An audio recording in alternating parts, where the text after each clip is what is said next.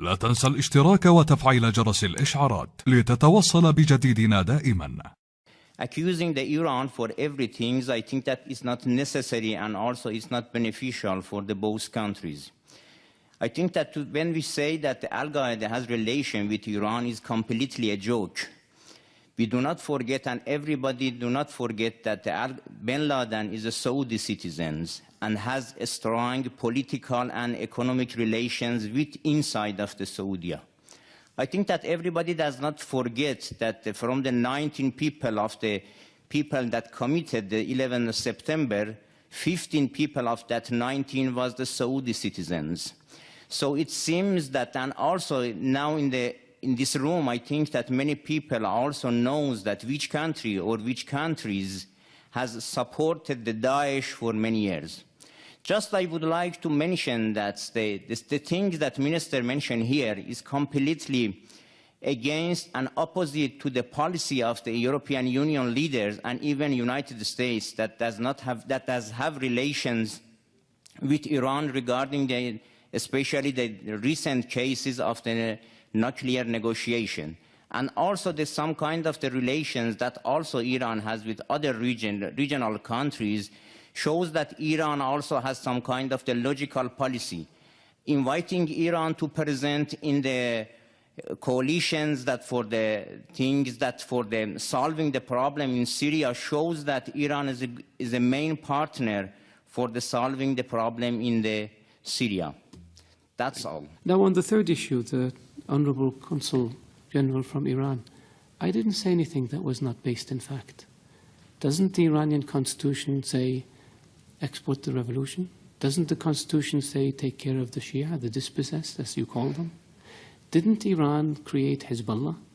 Didn't Iran attack more than a dozen embassies inside Iran in violation of all international laws? We didn't attack them. Iran did.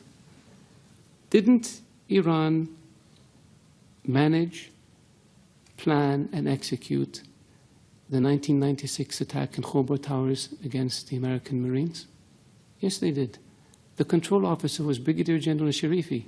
You're a military attaché in Bahrain. The bomb maker was Hezbollah.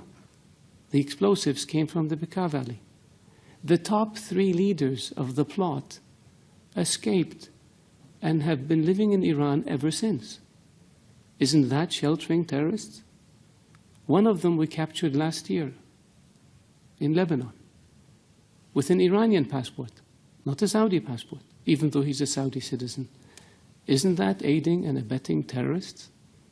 We didn't make this up. When the explosions in Riyadh happened in 2003, Saif al-Adl was in Iran along with Saad bin Laden, the chief propaganda person for Al-Qaeda, and 4 or 5 other people, senior leaders. Iran harbored them and protected them. We asked for them to be extradited. It was refused. Some of them are still in Iran. We didn't invent this. This is the fact. The order to blow up 3 housing compounds in Riyadh in 2003 was made by Saif al-Adl, the chief of Al-Qaeda operations, while he was in Iran. We have the phone conversation on tape. We didn't make this up. Ronald Reagan used to say that facts are stubborn things. They are stubborn because we can't get around the fact. Hezbollah is a terrorist organization. Attacking embassies is very clear. They don't just blow themselves up. Somebody does it. Killing diplomats. Diplomats don't commit suicide by shooting themselves 3 times. Somebody's responsible. Iranian agents have been linked to terrorist attacks in Europe, to terrorist attacks in South America. We didn't make this up. This is the world. This is evidence. And so, yes, we wish and hope that Iran, a great nation, can be a great neighbor to us. But it takes 2 to tango. It takes willingness to give up this expansionist, aggressive policies and return to international norms and behaviors if you want people to deal with you. And our hand is extended to Iran and has been for 35 years. But what we get in return are diplomats killed, embassies blown up, terrorists. We have Iranian agents captured in Saudi Arabia for plotting terrorist attacks. We stopped 4 shipments of weapons that Iran was trying to smuggle to the Houthis in Yemen. We have explosives that Iran tried to smuggle into Saudi Arabia, Bahrain, Kuwait. This is not fiction.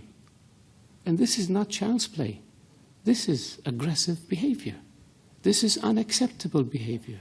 This is behavior that violates all norms of international behavior and international law.